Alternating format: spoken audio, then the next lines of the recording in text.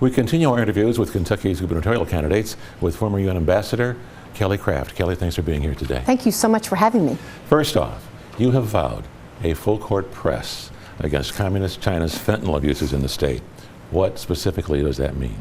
Well, as the ambassador to the United Nations, one of the issues that President Trump ran on as candidate Trump was, China stealing our intellectual property, our electronic communications, their human rights abuses, their human trafficking, TikTok, as you remember, and fentanyl, producing this deadly drug, the chemicals that are then sent to Mexico and coming across our border.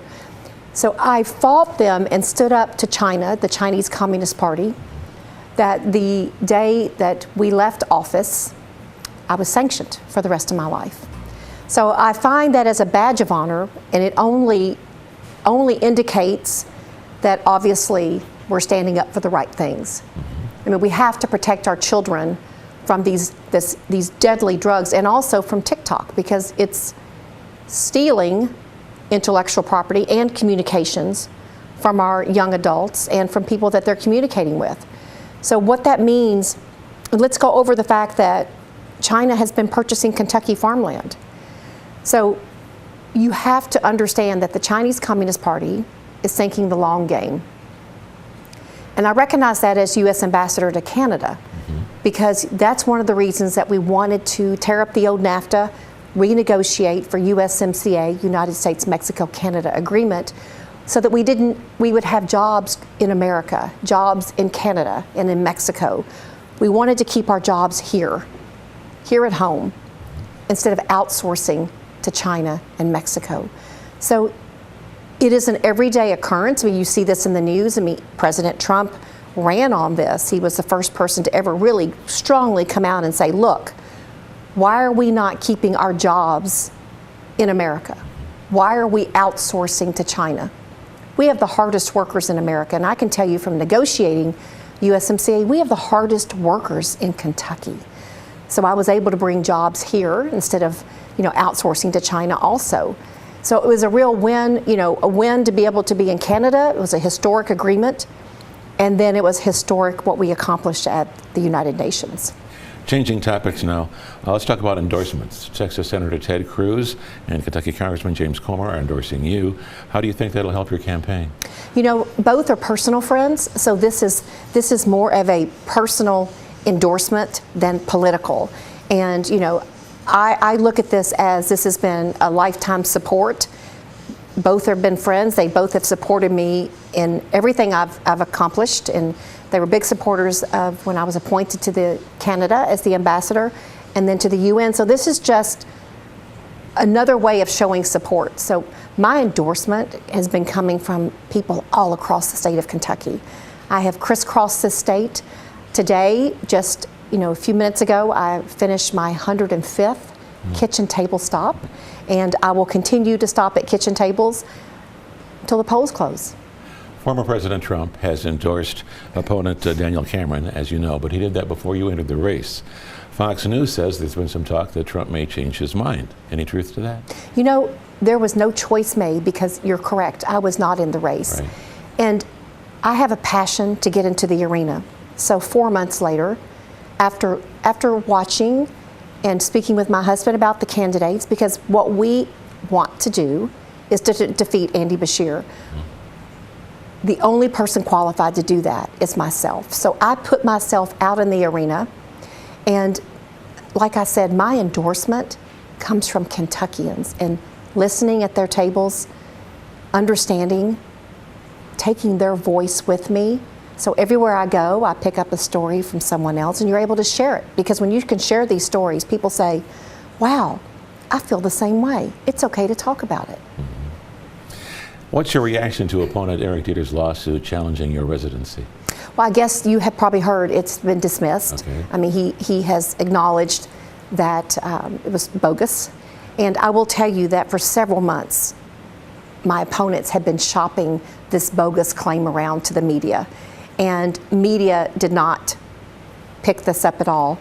And, it's more of the Democrats to me, knowing that I am the only candidate that can defeat Andy Beshear. So if you look at those people that, that started this conversation, they would rather not have me as the primary winner so that Governor Beshear can be reelected. But I plan on winning, and I plan on defeating Governor Beshear. Some people are wondering why some of your political ads and Daniel Cameron's ads have taken a negative tone. What's your response to that? I don't coordinate with a super PAC. So what I'm offering in my campaign commercials are facts. And I think it's very important for our Kentucky voters to have truth and to see the facts. And I want to make certain that they understand that I'm the only candidate that can defeat Andy Beshear because I have every qualification that differentiates me from my opponents.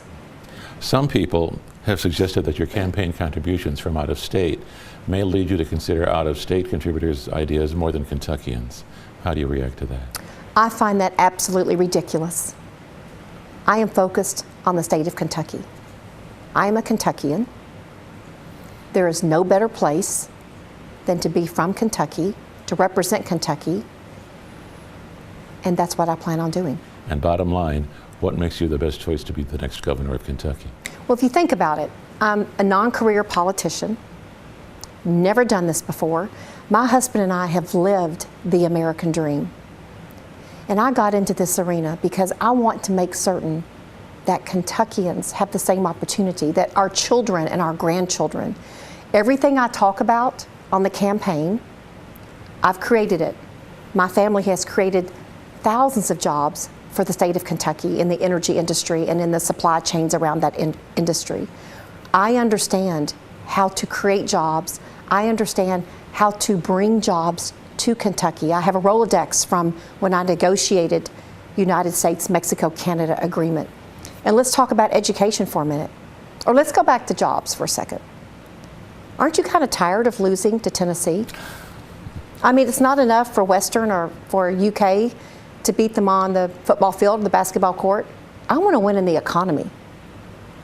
And I have the tools to make that happen. I have the resources to make that happen. And then we talk about our education. We have created the Craft Academy because we were so impressed with the Gatton Academy here in Bowling Green. And we understand the importance of educating our young adults. We understand the importance of giving opportunities. And so whenever my husband and I invest, we look at, are we creating opportunities where we're investing? And education is very important to me. My mom was a teacher. She taught home economics at Glasgow High School. And I firmly believe that teachers spend their life, in this career, this passion to teach our young adults.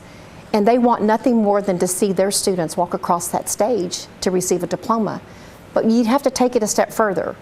We have to make certain that once they've graduated, that they also have the tools to be able to reach their full potential. So whether it's college, community college, trade school, technical program, we have to have young adults and people going into the workforce for a second career ready to meet the needs of our job openings. So we've got to be very nimble with that. We've got to build up our technical schools so that we meet the needs of businesses.